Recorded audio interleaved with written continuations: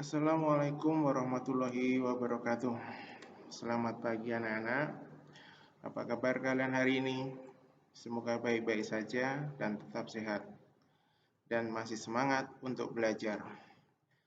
Baik, di video kali ini kita akan belajar TIK kelas 6, yaitu tentang menu dan ikon aplikasi Adobe Photoshop CS6. Nah, sebelum menggunakan program aplikasi Adobe Photoshop dengan baik, kamu harus mengetahui beberapa menu dan ikon pada program aplikasi Adobe Photoshop tersebut. Agar apa? Supaya nanti saat menjalankan program Adobe Photoshop kita tahu dan paham.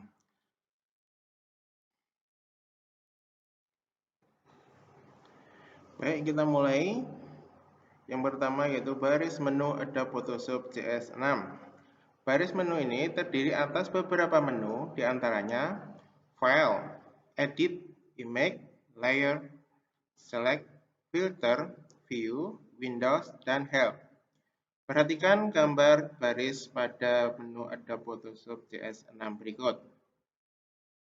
Baris menu terdiri atas beberapa menu, di antara lain yang pertama File. Menu File berisi pilihan-pilihan seperti membuat gambar baru, menampilkan gambar, menyimpan, mencetak, mengimpor gambar, mengekspor gambar, dan keluar program. Menu ini sudah umum dan hampir semua program mempunyai isi yang sama. Yang kedua, Edit. Menu ini terdiri atas pilihan-pilihan seperti copy, paste, dan tool-tool untuk memodifikasi gambar. Tool-tool di bagian edit sebagian besar sudah diwakili oleh toolbox dan palette. Kita lanjut. Yang ketiga yaitu image. Menu image berisi menu pengaturan gambar seperti mode untuk mengatur mode warna, adjustment untuk mengatur kecerahan gambar, kemudian ada duplicate. Duplicate di sini digunakan untuk menduplikasi gambar yang sudah dibuat. Jika kita menggunakan fasilitas ini, akan terbentuk dua gambar yang sama. Kemudian ada image size, mengatur ukuran dan resolusi gambar. Digunakan untuk mengatur atau mengubah ukuran gambar, baik memperbesar maupun memperkecil. Image size tidak bisa mengubah bagian-bagian tertentu saja dari gambar, tetapi mengubah secara keseluruhan. Kemudian ada canvas size, itu mengatur ukuran kanvas gambar, ya, digunakan untuk mengubah ukuran kanvas. Pengubahan ukuran kertas tidak akan berpengaruh pada ukuran gambar. Kemudian ada rotate canvas, memutar kanvas gambar.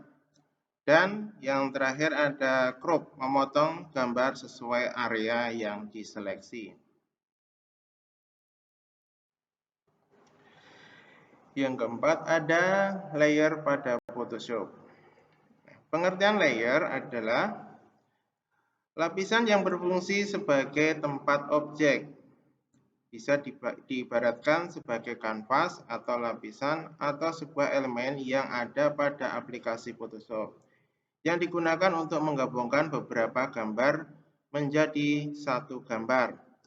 Layer sangat penting dalam pembuatan sebuah desain. Jika kita ingin menambahkan atau membuat sebuah desain, kita juga dapat mengatur komposisi layer dengan cara mengubah atribut dan urutan layer. Artinya, beberapa gambar tersebut ditumpuk atau disatukan sehingga akan terlihat menjadi sebuah objek atau gambar. Selanjutnya, ada menu select pada Adobe Photoshop. Dalam menu select, terdapat berbagai macam perintah yang berhubungan dengan seleksi. Untuk lebih jelasnya, mari kita bahas beberapa menu select. yaitu all CTRL plus A. Digunakan untuk menyeleksi semua objek. Kemudian ada deselect CTRL plus D untuk membatalkan seleksi yang sudah ada. Kemudian ada reselect shift CTRL plus D untuk menyeleksi kembali daerah seperti terakhir kali yang dibuat. Kemudian ada inverse shift plus CTRL plus I digunakan untuk menyeleksi daerah yang tidak terseleksi. Contohnya, saya akan menyeleksi kepala. Kalau menggunakan inverse, maka semua daerah di luar kepala akan terseleksi. Selanjutnya ada Windows. Windows digunakan untuk mengatur lingkungan ketika memanipulasi gambar. Kemudian yang ketujuh ada Help, digunakan untuk mencari solusi dari masalah yang dihadapi ketika menggunakan Photoshop. Help terdiri atas pilihan online help, informasi plugin, dan versi Photoshop. Nah, itu tadi penjelasan tentang baris menu. Kemudian yang kedua, ada tool di Adobe Photoshop CS6. Toolbook adalah kumpulan tool yang dapat digunakan untuk mengubah, mengedit gambar maupun foto. Bagian tool terdiri dari banyak tool yang digunakan untuk membuat gambar serta memanipulasi gambar. Contohnya di sini ada Move Tool, Lasso Tool, Crop Tool, Eraser, dan lain sebagainya. Dan untuk toolbook ini akan kita bahas di video pembelajaran selanjutnya. Baik, untuk materi hari ini cukup sekian dulu. Terima kasih sudah menonton video ini. Sekian, wassalamualaikum warahmatullahi wabarakatuh.